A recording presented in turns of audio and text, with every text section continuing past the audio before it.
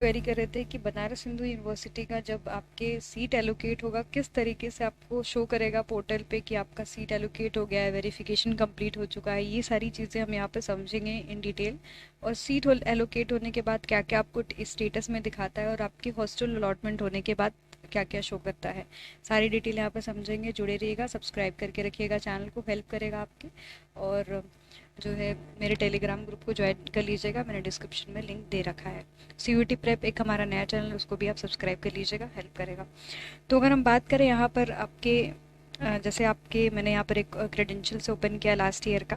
तो यहाँ पर आपको दिख रहा होगा कोर्स आपका जो भी गिवन हो, है ना, आपके किस सीट के लिए आप वहाँ पर जा रहे हो। पेड सीट के लिए जा रहे हो, जैसे कुछ ने पेड पे रजिस्ट्रेशन किया होगा, कुछ ने रेगुलर पे। तो ऑल टाइप ऑफ सीट्स के लिए यहाँ पर शो कर रहा होगा।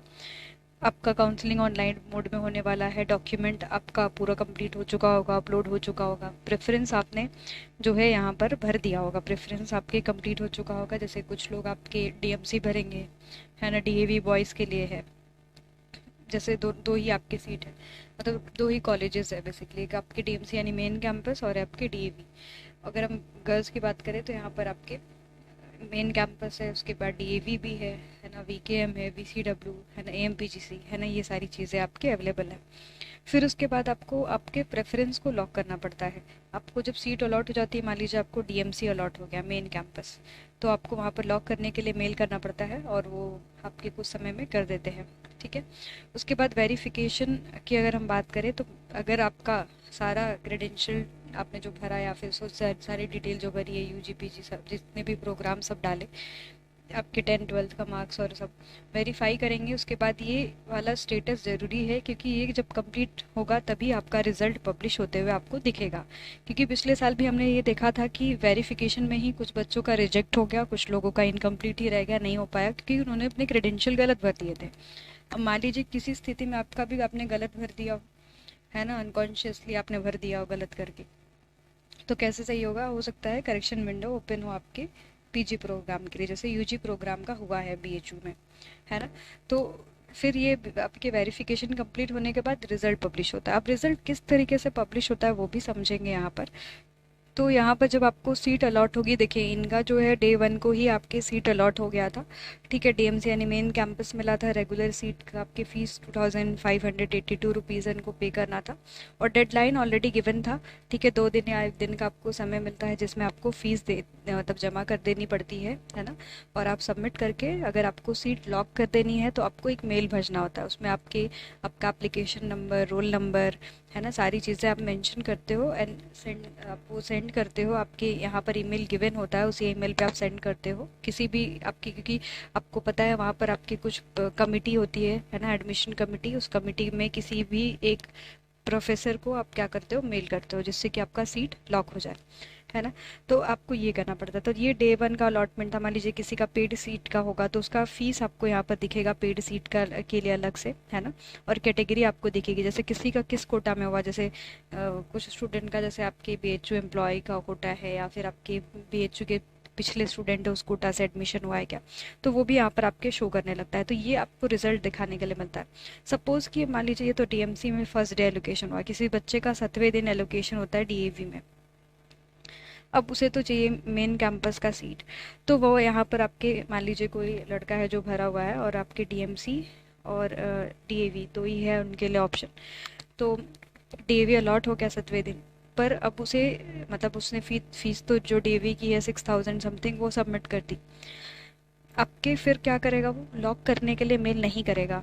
अगर वो लॉक करने के लिए मेल करेगा तो उसको डीएवी मिल जाएगा, फिर उसके बाद अपग्रेड नहीं होगा। तो मान लीजिए आपको डीएवी मिल गया तो आप अपग्रेड रहने का मतलब आपका अपग्रेड का ऑप्शन आता है, आप अपग्रेड लगा के छोड़ दो। अगर डीएमसी में सीट बच जाएगी लास्ट में तो आपको मिल जाती है ना।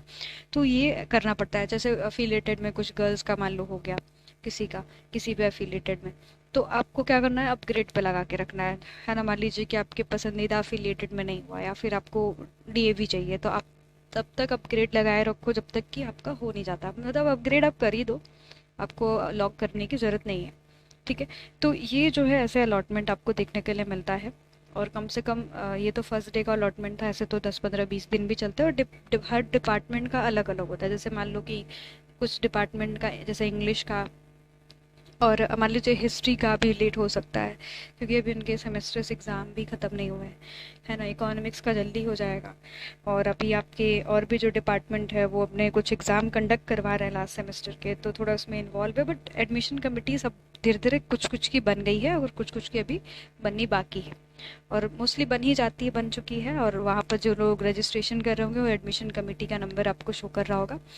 तो ये चीज़ें हैं। अब हम बात करेंगे नेक्स्ट स्टेप की। अब जैसे अगर हम हॉस्टल अलॉटमेंट की बात करें तो इनको देखिए हॉस्टल भी अलॉट हुआ था आपके राजा राम मोहन रॉय, और आपके 4,875 रुपये फीस है ना।